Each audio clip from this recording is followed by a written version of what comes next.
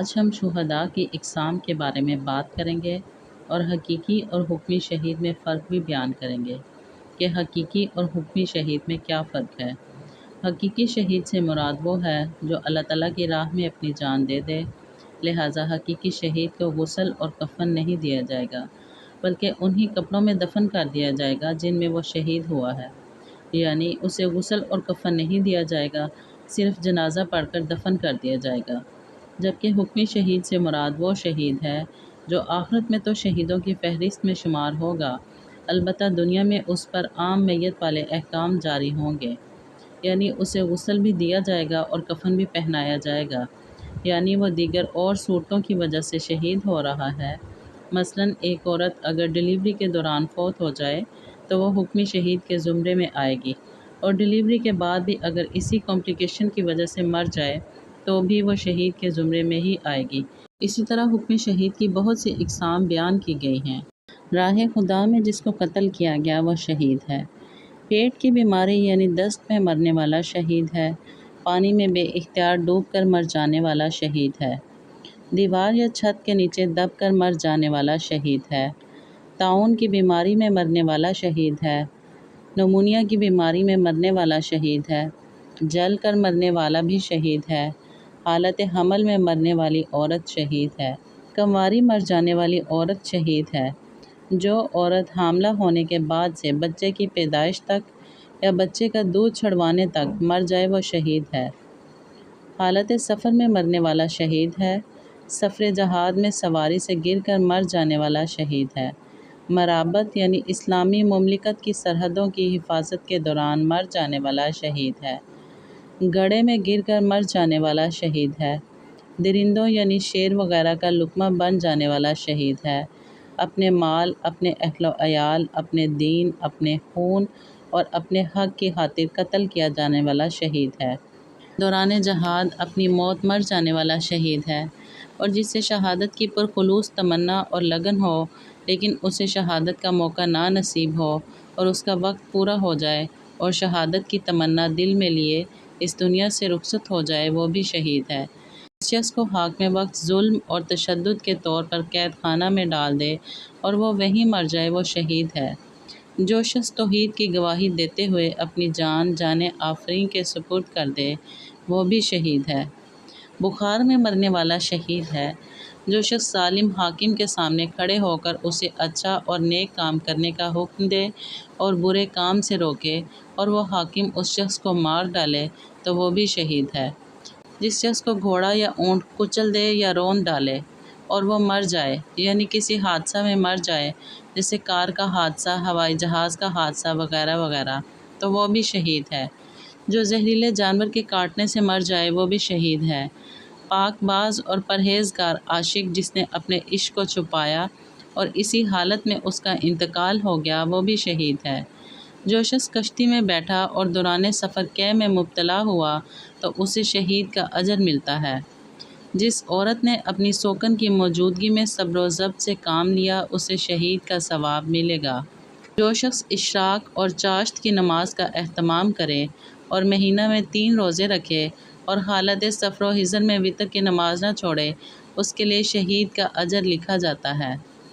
جب امت میں اعتقادی اور عملی گمراہی پھیل جائے اس وقت سنت پر مضبوطی سے قائم رہنے والا شہید ہے۔ طالب علم میں مرنے والا شہید ہے، اور طلب علم میں مرنے والے سے مراد وہ شخص ہے جو حصول علم اور درس و تدریس میں مشغول ہو یا تصنیف و تالیف میں مصروف ہو یا کسی علمی مجلس میں حاضر ہو۔ جس شخص نے اپنی زندگی لوگوں کی مہمانداری اور خاطر تواضع میں گزاری وہ شہید ہے۔ جو شخص میدان کارزار میں زخمی ہو کر فوراً نہ مر جائے بلکہ اسے کم از کم اتنی دیر زندہ رہے کہ دنیا کی کسی چیز سے فائدہ اٹھائے وہ بھی شہید ہے۔ شریک یعنی وہ شخص جو گلے میں پانی پھنس جانے اور دم گھٹ جانے کی وجہ سے مر جائے وہ بھی شہید ہے۔ جو شخص مسلمانوں کے لیے غلہ فراہم کرے وہ شہید ہے۔ جو شخص اپنے اہل و عیال اور اپنے غلام اور لونڈی کے لیے کمائے وہ شہید ہے۔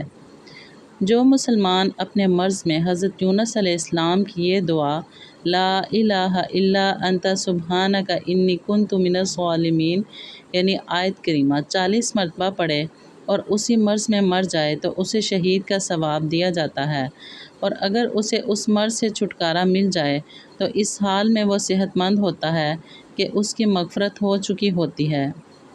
یہ بھی حدیث میں آیا ہے کہ سچا اور امانت دار تاجر قیامت کے دن شہداء کے ساتھ ہوگا۔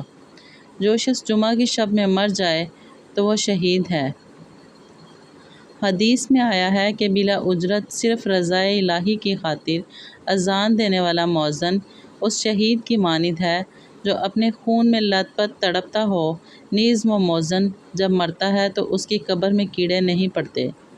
حضور اقدس صلی اللہ علیہ وآلہ وسلم نے ارشاد فرمایا، جو شخص مجھ پر ایک مرتبہ درود بھیجتا ہے اللہ تعالیٰ اس پر 10 بار اپنی رحمت نازل فرماتے ہیں، اور جو شخص مجھ پر 10 مرتبہ درود بھیجتا ہے تو اللہ تعالیٰ اس پر 100 مرتبہ اپنی رحمت نازل فرماتے ہیں، اور جو شخص مجھ پر 100 مرتبہ درود بھیجتا ہے تو اللہ تعالیٰ اس کی دونوں آنکھوں کے درمیان برات یعنی نفاق اور آگ سے نجات لکھ دیتے ہیں، اور اللہ تعالیٰ اسے قیامت کے دن شہیدوں کے ساتھ رکھے گا۔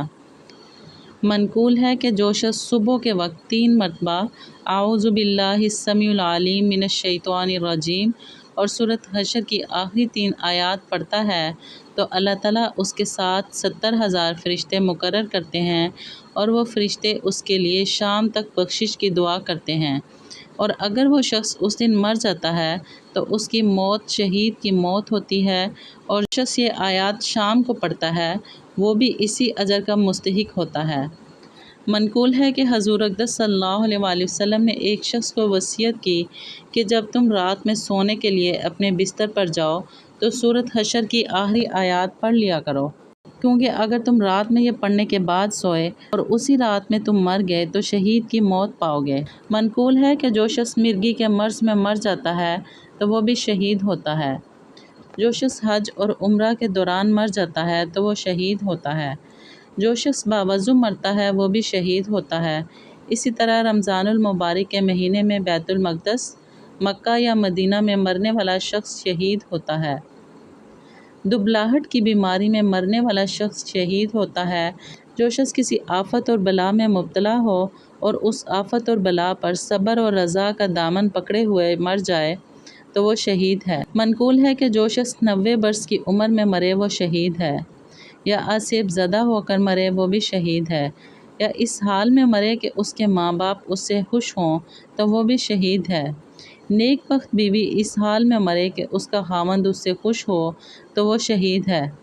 اسی طرح عادل حاکم اور بادشاہ اور شرعی قاضی یعنی وہ قاضی جو ہمیشہ حق اور انصاف کی روشنی میں فیصلہ کرے وہ شہید ہے۔ جو مسلمان کسی کمزور مسلمان کے ساتھ بھلائی کا معاملہ کرے وہ بھی شہید ہے۔ حضور اقدس صلی اللہ علیہ وآلہ وسلم نے ارشاد فرمایا کہ جو شخص فتنے کے دور میں میری ایک سنت کو زندہ کرے گا تو اسے 100 شہیدوں کے برابر اجر دیا جائے گا۔ آپ کو ہماری آج کی ویڈیو کیسی لگی؟ کمنٹ سیکشن میں ضرور بتائیے گا اور اپنی رائے کا اظہار کیجیے گا۔ اگر ویڈیو اچھی لگی تو لائک اور شیئر ضرور کیجیے گا۔ مجھے اجازت دیجیے۔ شکریہ۔ اللہ حافظ۔